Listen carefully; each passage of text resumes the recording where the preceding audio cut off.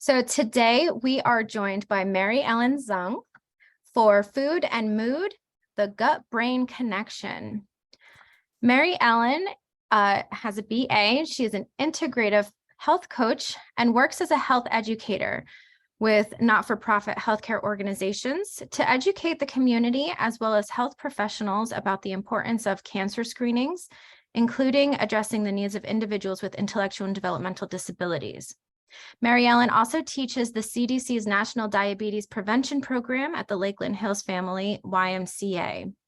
Mary Ellen is a graduate of the Institute for Integrative Nutrition, where she received her health coaching certification, has a Bachelor of Arts in Psychology with a concentration in Rehabilitative Counseling from Emmanuel College, earned graduate level credits in Industrial Psychology and Business from SUNY, Baruch College, and holds a New Jersey teaching certificate. Mary Ellen, thank you so much for being here. While Mary Ellen's presentation is going on, if anybody has any questions, please feel free to put them in the Q&A box. If there's any technical issues, you can also put them in the Q&A box as well. And Frankie and I will help you with that. And if you would like to see this webinar in the future, it will be on our website along with our past webinars at the link that we had already posted in the chat box.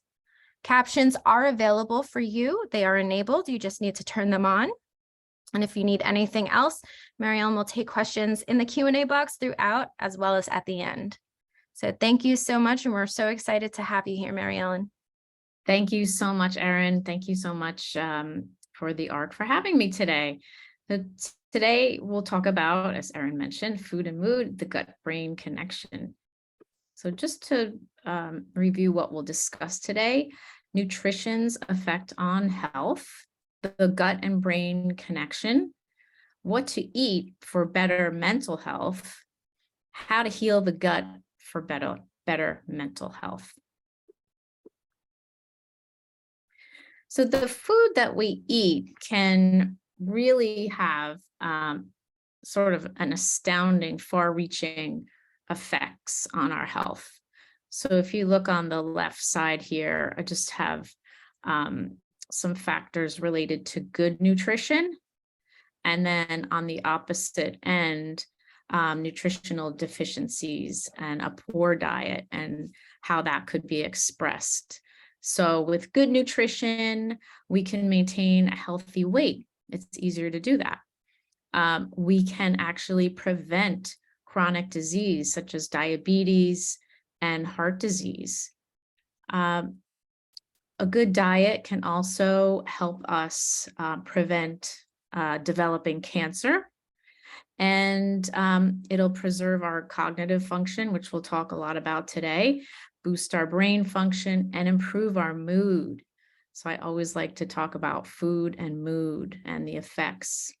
So instead of tracking calories, you might want to track your mood when you eat your food.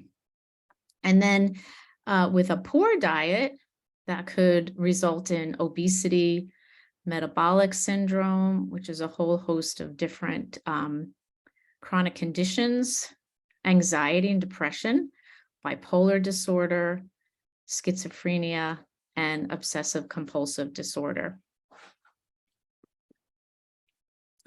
So I want to just talk a little bit about our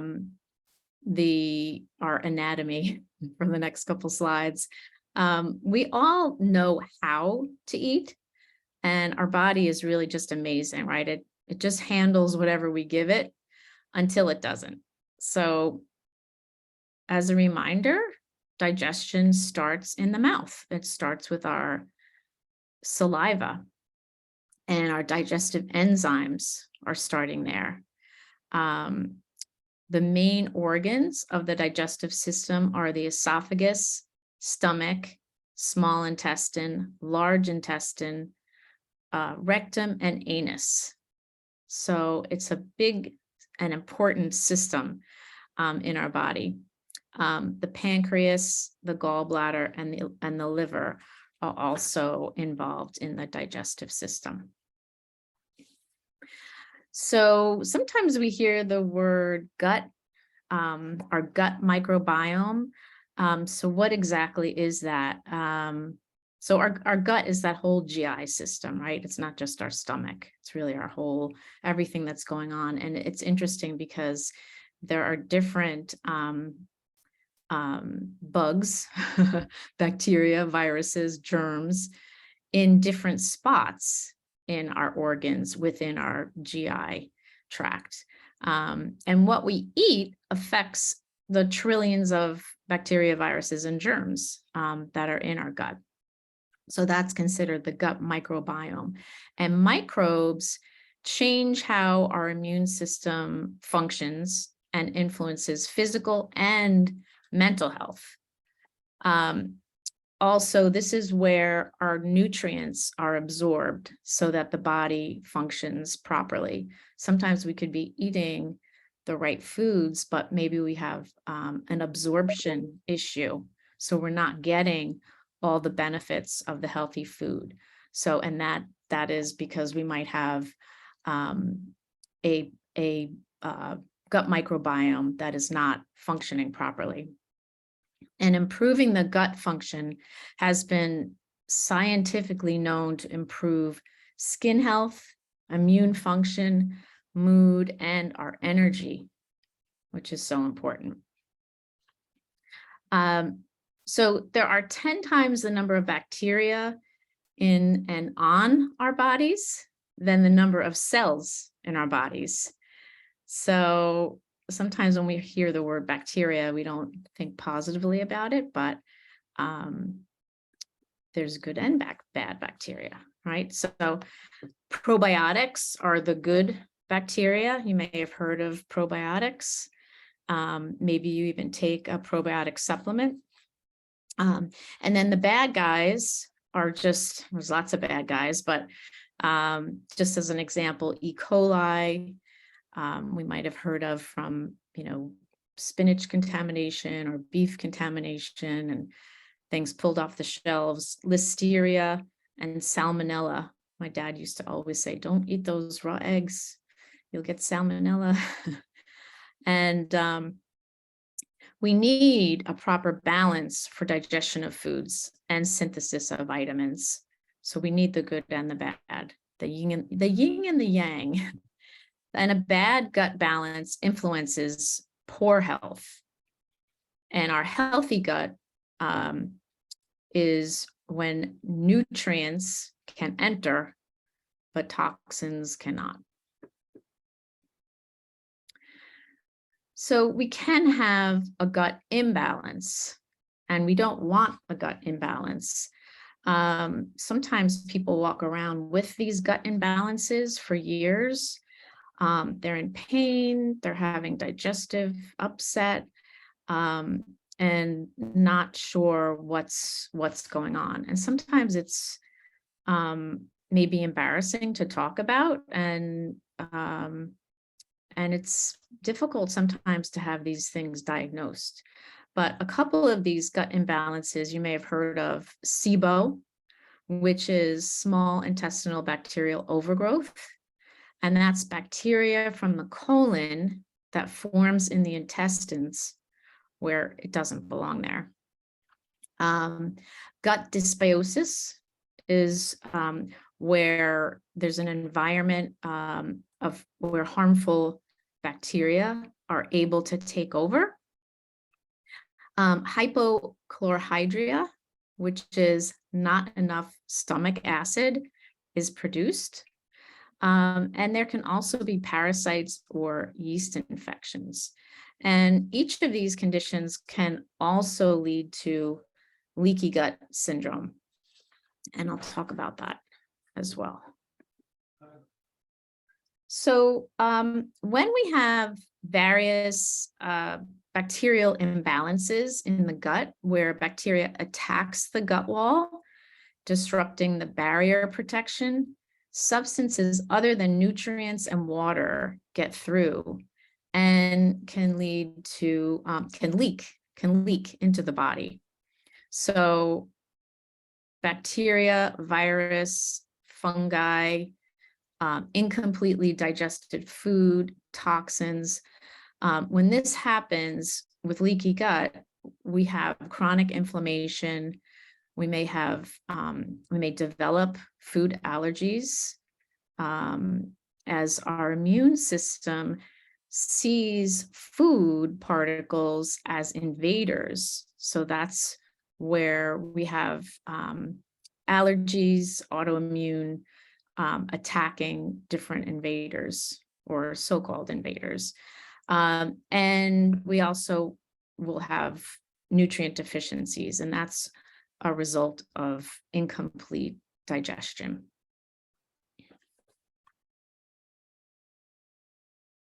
So with the gut-brain axis, the gut-brain axis is a bidirectional communication network.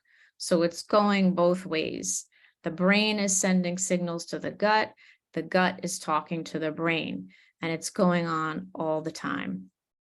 And that's done through the vagus nerve, which is the largest nerve in our body, which goes goes down the spine, basically from the brain to your tailbone and through the gut. So the vagus nerve, the endocrine system, the humoral system, the metabolic system, and all the immune routes of communication are really affected. The autonomic nervous system, the HPA axis, and the GI nerves. So this is what we talk about with the gut-brain axis. So the brain influences intestinal activities, right? So that's really the bottom line, is that they're talking and they're signaling, and the brain is influencing the gut, and the gut is influencing the brain as far as our mood and our cognition and our mental health. So the gut is really, if you can tell by the last couple of slides, at the core of health, okay? We think about our core, that's what's going on. So the gut can affect all kinds of things, physically and mentally within our bodies. So skin conditions can be affected by poor nutrition and the gut microbiome being out of balance. So that might show up as acne, facial redness, eczema, psoriasis, dry skin, rosacea, and dermatitis. Mental health conditions include depression, anxiety, and ADHD. These can all just be from an imbalance in the gut. And then many physical conditions too, like it can affect your thyroid. So you may have heard of Hashimoto's or Graves' disease or hypothyroid. It can affect your colon. So you might see constipation or diarrhea. It can affect your joints with rheumatoid arthritis, headache or fibromyalgia, the sinus and mouth, so colds, food sensitivities, and also adrenal fatigue. So food is information for our brain, our body, and our hormones. And nutrients can act like hormones as messengers, and they signal hormones that affect how we think and how we feel. Hormones are so important. So, for example, serotonin, which helps regulate sleep, appetite, pain, and moods, 95% of serotonin is produced in the gut. And its production is influenced by the good bacteria. So the good protects against inflammation and helps with nutrient absorption too. It also helps activate neural pathways that travel directly between that gut and brain.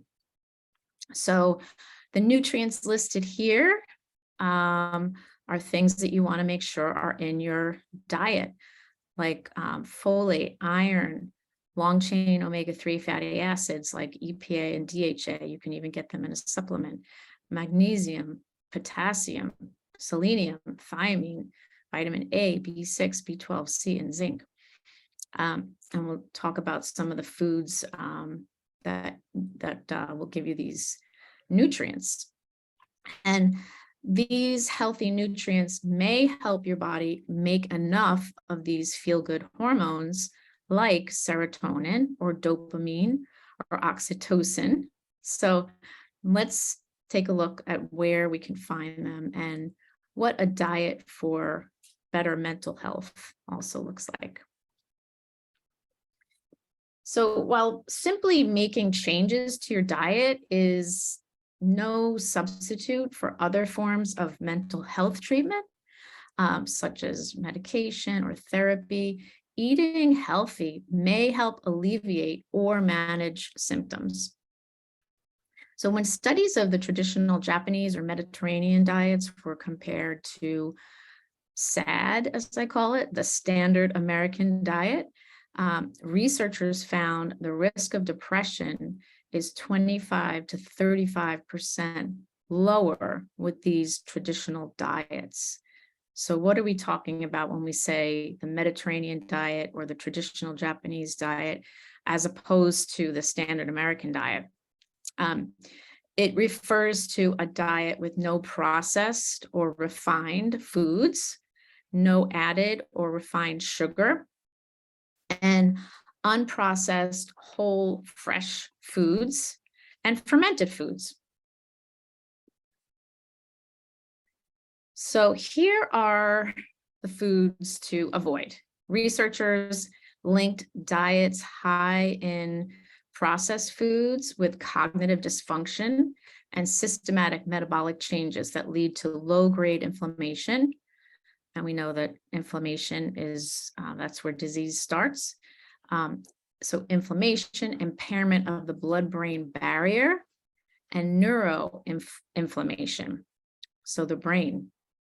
And ultra-processed foods may disrupt the microbiome and the gut-brain axis and lead to a lack of essential nutrients with anti-inflammatory or antioxidant properties.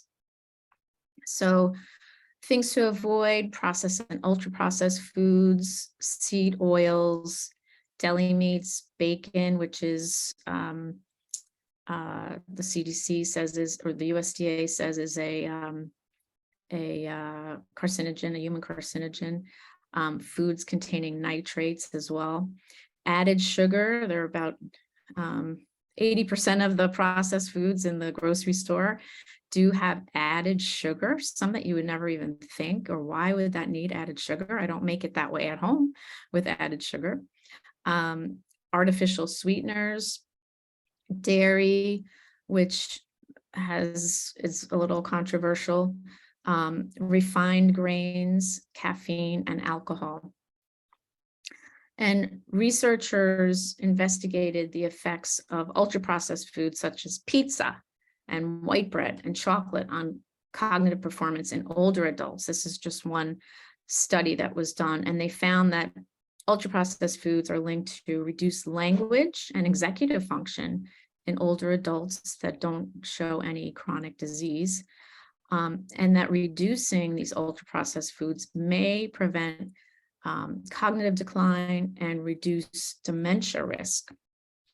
So really important there, especially as people get older and we talk about dementia and Alzheimer's. Nutrition really plays a part.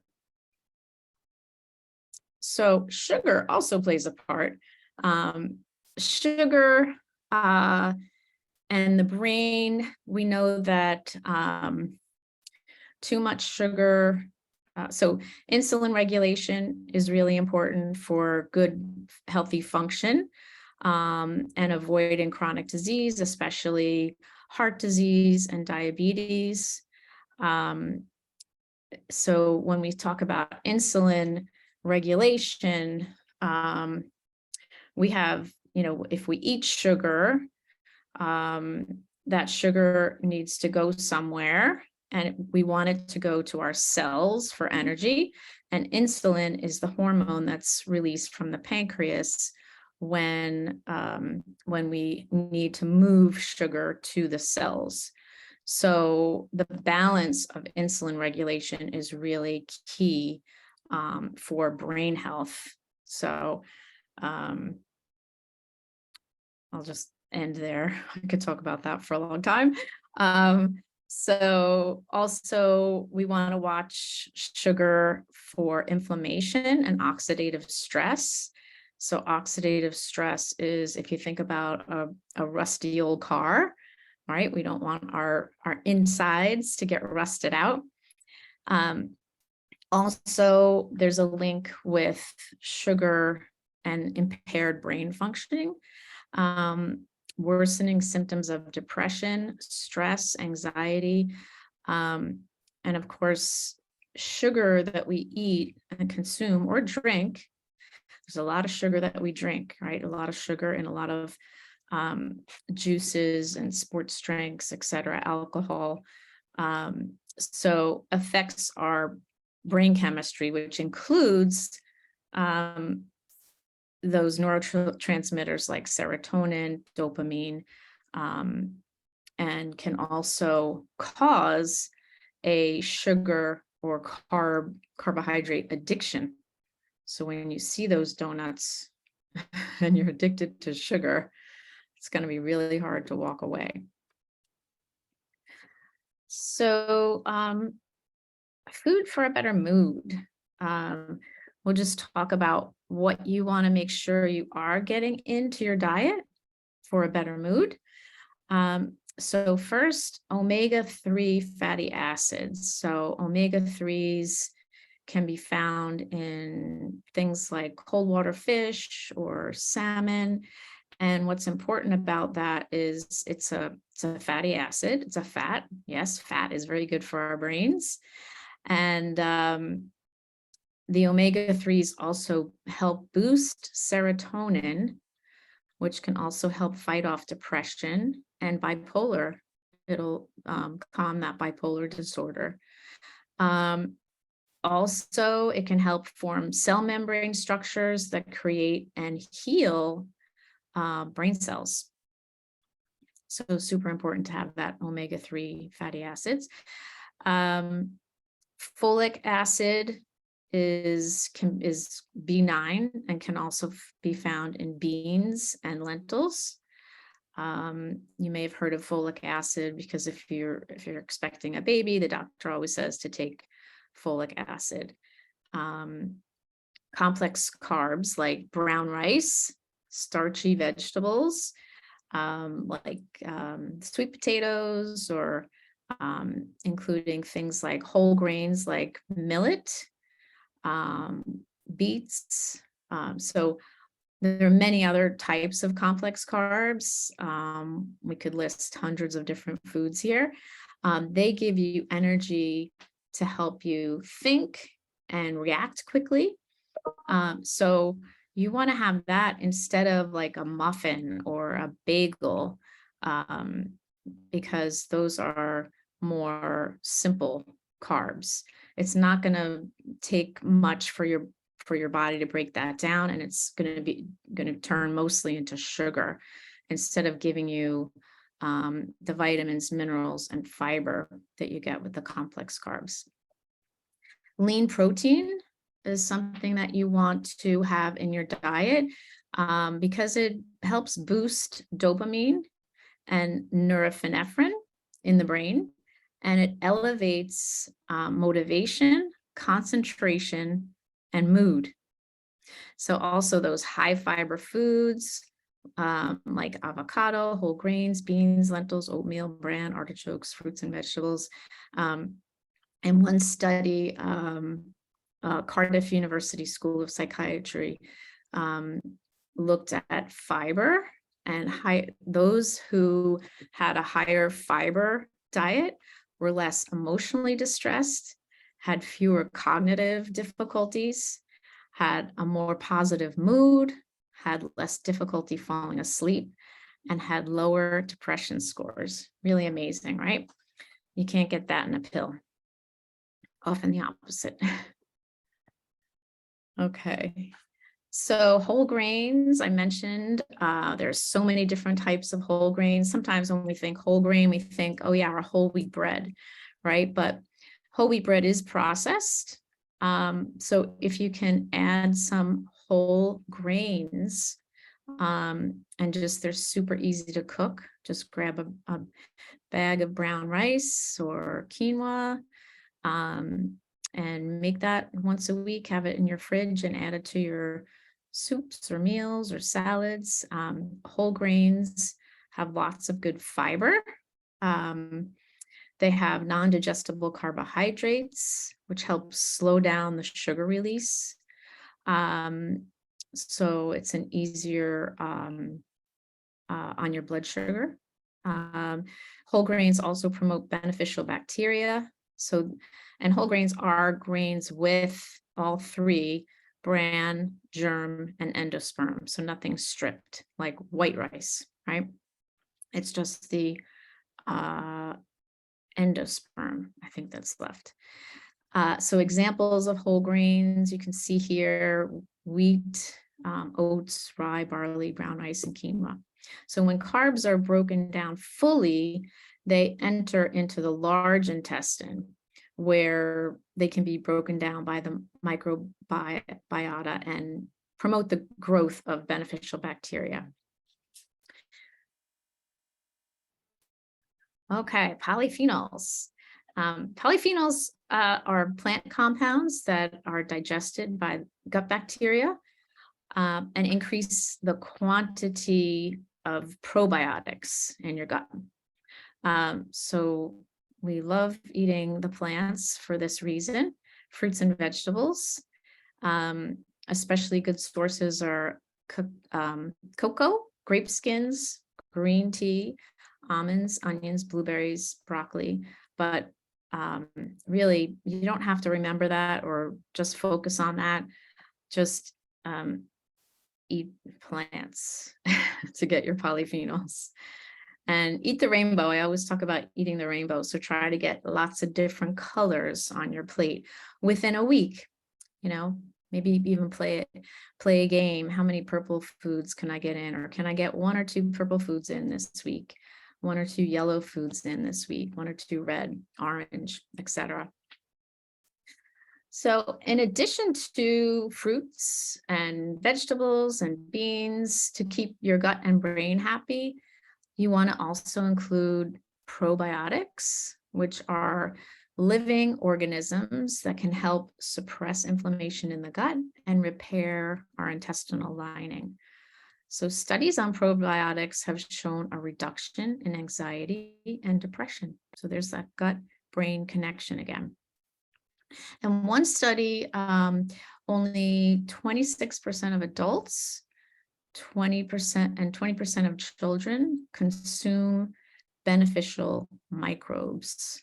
So we all need to be consuming these probiotic foods, and you can find it in raw fruits and vegetables, bone broth, fermented foods like sauerkraut, pickles, kimchi, yogurt. And the fermented foods actually improve the good bacteria while reducing the bad bacteria, to give you more of a balance. Bitters, fermented drinks like kefir, kombucha, which is a fermented tea, tempeh, and coconut oil. So we also want to eat foods high in prebiotics. So prebiotic foods feed the healthy bacteria, which we just talked about, probiotics. So the probiotics are feeding off of the prebiotics and promote growth of beneficial microbes in the gut. So we can get these from complex carbs or fiber.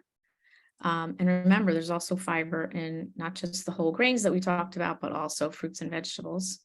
So the body can't digest these things, and bacteria break them down for fuel.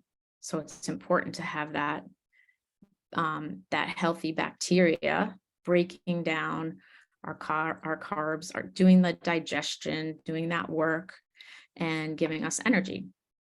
Prebiotics also promote the growth of healthy bacteria, and you can find them in beans, oats, bananas, berries, asparagus, dandelion greens, garlic, leeks. Those are the big ones, and more. So just wanted to summarize and just about a general mental health. So we want to optimize our blood sugar through diet. Try to have some protein at each meal and have a regular pattern of eating. That'll fuel you throughout the day. A brain smart diet is going to be one that's low in sugar, refined carbs, and processed foods. And it prioritizes whole foods, fruits, vegetables, and healthy fats. You want to nurture your microbiome with raw and fermented food like probiotics, and reduce chronic stress. So stress is a big inflammatory factor. I know we didn't really talk about it today, but stress can obviously cause mental health issues, anxiety, depression, but it also can affect your gut as well as inflammation in your body. So manage your stress, do some deep breathing, perhaps meditation. It only takes a minute or two to do that. And even yoga, if you can do that. And exercise regularly for good mood hormones. We all know if we've ever exercised, we feel maybe tired, but energized at the same time and happier when we're exercising. And get a good high quality night's sleep for stress management as well. So I want to thank you for your attention, and let me know if you have questions. I see a couple of questions. So the first question, are vitamin supplements beneficial? I know there's a lot of products out there like fruit and vegetable gummies, they have sugar in them. There's nothing like the real food. If you are getting your, on your annual physical, if you're low in something, I would, talk to your doctor about supplementing. I know about 80% of Americans are vitamin D deficient because we can't get vitamin D. Our body doesn't make it, and we can't get it from foods, or very few foods. That's why you'll see like your milk is fortified with vitamin D, or your orange juice is fortified with vitamin D, or your whole wheat bread is fortified with, or cereals, right, are fortified with vitamin D. So if you are one of those 80% of Americans that are low in vitamin D, you might want to take a vitamin D supplement. We get it from the sun. So in the sunnier days or in the warmer weather when we're outside more, we get more vitamin D, but in weather like this, when it's cold and rainy and we're not outside as much, we might want to take a supplement. The omega-3s, there are mixed, try to eat the cold water fish, the salmon, tuna, get your omega-3s from that. There are even like some oils that have the DHA and the EPA that you could add to, you could put a teaspoon of oil on your oatmeal or in your soup, or on your, make a salad dressing with it. So that's another way to get that omega-3 oils. If you are going to do omega-3s, you really need to get a very high quality fish oil supplement. So those are hard to find and expensive. So I would try to do like salmon once a week if you can. And other vitamins. If you're not really sure of your diet, you know, I think most professionals would say, you know, a multivitamin just to make sure that you're getting the recommended daily allowance of these things. But you can really over supplement, and it definitely works differently than real food. So that would be my answer to that. Thanks for the question. How are gut problems diagnosed? That's a really good question. You want to first talk with your primary care doctor, and then they may send you to a gastroenterologist. I would say if you have a naturopathic doctor in your area, they're hard to find, but if you have like a DO or a naturopathic doctor, find them. I think the traditional medical doctors are not looking for the gut microbiome types of diseases, but start with your primary care physician and then move to a gastroenterologist. How much water should one drink each day? Yeah, we didn't talk about water, but water is so important. We can live without food for weeks, but we can't live without water for more than a couple of days. And water is so important to our brain function and our energy levels and all of our organs, right? Our brain is an organ. I think about 65% of our body is water. So we need to hydrate for our skin, for our organs, for everything to function properly.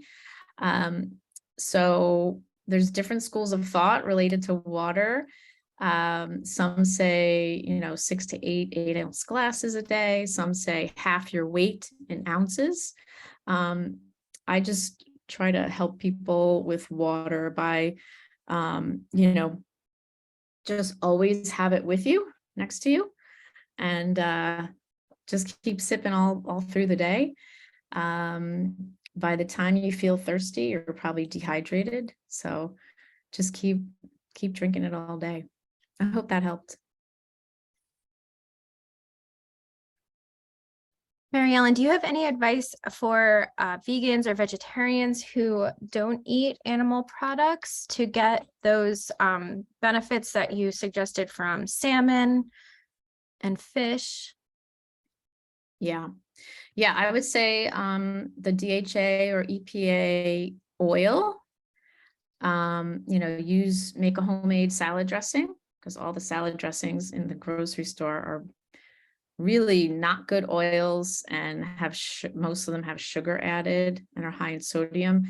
So just do a little, olive oil or avocado oil, red wine vinegar or balsamic vinegar, maybe a little Dijon mustard, lemon juice, and you can use your EPA or DHA oil. So good for your brain. And just shake that up and put that on your salad dressing. So that would be that would work. You can use it as a marinade too, or if you're not doing marinades for animal products, as a vegan or vegetarian, you can mix that dressing in with like your quinoa salad or any kind of whole grain salad you're making, or if you're making like a Buddha bowl or something, that could be like your go-to, using that kind of oil. A fish oil supplement, high quality fish oil supplement, as I said. And also, if you are avoiding all animal products, we talked a little bit about supplementation. A B12 supplement is advised. Excellent. Thank you. You're welcome. We have another question that just came in. Yes, walnuts. Thank you, Julia. Walnuts do have omega-3. So nuts and seeds are a great option for omega-3s. They also have omega-6s, which is not the preferred, but it's not going to harm you. So definitely nuts and seeds for omega-3s. So for those vegans and vegetarians, eat your walnuts, almonds, all kinds, chia seeds, flaxseed. And then I have a lot of people in my family who have dairy allergies or dairy sensitivities. Is there a specific substitute that you recommend over another? So like coconut, oat, almond, pea, those are like some of the top ones. Is there one that you find has more encompassing vitamins, minerals over another? Yeah, almond milk has a good, you're talking about for calcium or?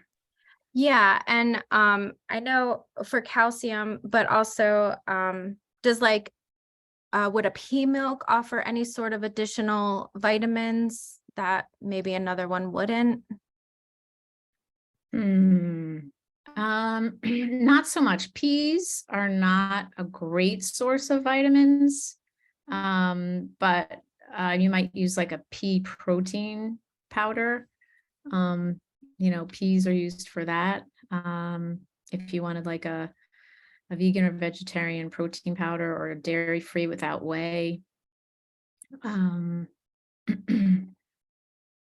So